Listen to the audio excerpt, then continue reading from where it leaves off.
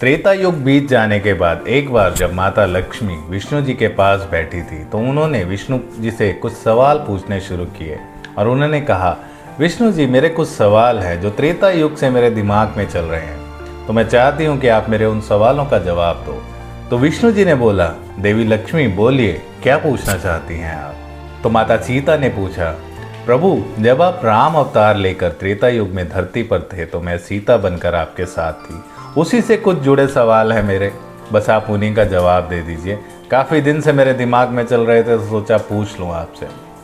तो प्रभु ने देवी लक्ष्मी को कहा, पूछिए आप क्या पूछना चाहती हैं। तो माता सीता ने पूछा, जब मैंने सीता बनकर धरती पर जन्म लिया आपका साथ देने के लिए त्रेता युग में, तब की ये बात है, तो मैं कहती हूँ त्रेता युग में मुझे धरती ने जन्म दिया, मुझे तो माँ की कोख भी ना नसीब हुई।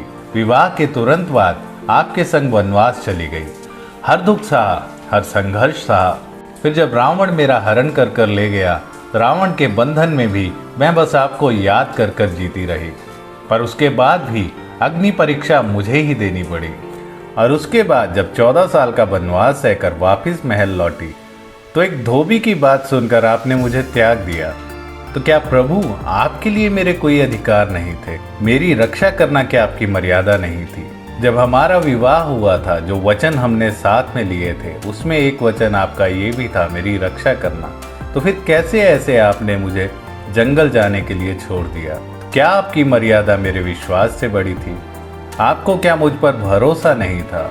या मर्यादा से जुड़ी सिर्फ स्त्री ही होती है जिसको छोड़ा जा सकता है, जिसको त्याग किया जा सकता है? प्रभु शायद त्रेता युग से ये बात देवी लक्ष्मी के मन को गढ़ कर गई थी, या देवी लक्ष्मी आज लेना चाहती थी प्रभु की परीक्षा।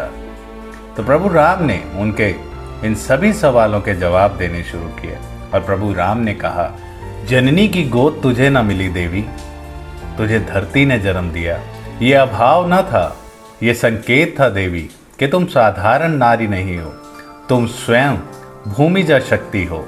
जिस स्त्री का जन्म ही धरती से हुआ हो वो साधारण कैसे हो सकती है? तुमने विवाह के साथ ही मेरे साथ वनवास स्वीकारा, ये तुम्हारा त्याग नहीं, ये तुम्हारा सामर्थ्य था, ताकि युग युगांतर तक लोग ये जानेंगे और समझेंगे कि स्त्री सिर्फ सुख की साथी नहीं है, कठिनाइयों में साथ चलने वाली शक्ति है। रावण के द्वारा हरण उस एक पल में देवी तुमने अपने आप को असहाय समझा, पर याद रखो उस समय तुम्हारा एक एक आंसू इस ब्रह्मांड को हिला रहा था। अशोक वाटिका में तुम्हारा हर दिन एक प्रतीक्षा नहीं था, बल्कि धैर्य और विश्वास की पराकाष्ठा थी। तुमने स्त्रीत्व को लाचार नहीं बल्कि अडिग शक्ति के रूप में स्थापित किया। अग्नि परीक्षा क्यों?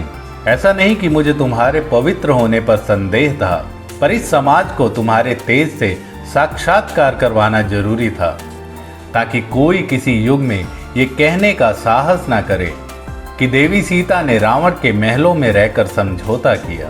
तुम्हारी अग्नि परीक्षा मेरी अग्नि परीक्षा से बहुत कठिन थी।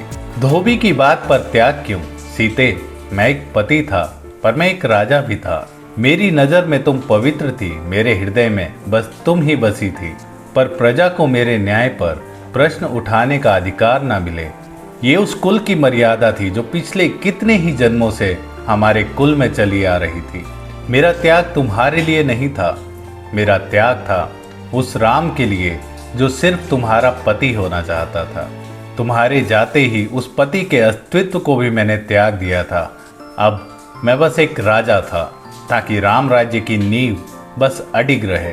तुम्हारे जीवन का हर एक दुख, हर एक आंसू, हर एक परीक्षा सिर्फ तुम्हारे लिए नहीं थी, बल्कि आने वाले युगों की स्त्रियों को ये दिखाने के लिए थी। स्त्री की शक्ति, धैर्य और पवित्रता कभी खत्म नहीं हो सकती। सीते, तुम्हारा जीवन जितना कठिन था उतना ही गौरवशाली भी था। आज भी जब लोग राम का नाम लेते हैं तो उसमें सीता पहले जुड़ जाता है, क्योंकि राम अधूरे हैं, अधूरे थे, अधूरे ही रहेंगे सीता के बिना। और यही मेरा जवाब है सीते तुम्हारे हर एक सवाल का। माता सीता के चेहरे पर संतुष्टि के भाव थे।